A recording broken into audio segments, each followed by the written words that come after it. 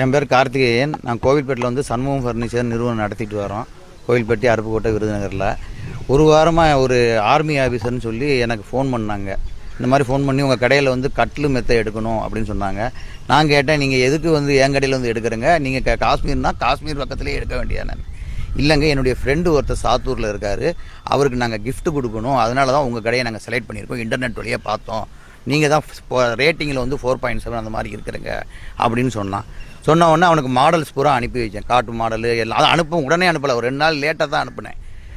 Model பாட்டின உடனே இந்த மாடலை செலக்ட் பண்ணிக்கிட்டேன். எனக்கு இந்த கட்டில் வேணும், இந்த சோபா வேணும். அப்போ அது மொத்த அமௌண்ட்டு 80,000 பக்கம் வந்துச்சு. பேரம் பேசி 75 ரூபாய்க்கு விட்டு பேரம் வேறு பேசினான்.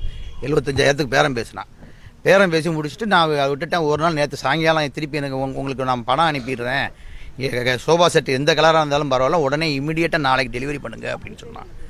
அப்போ நான் பணம் நாளை கூட அனுப்புங்க சார் நான் அப்படின்னு சொன்னதுக்கு, இல்லை நான்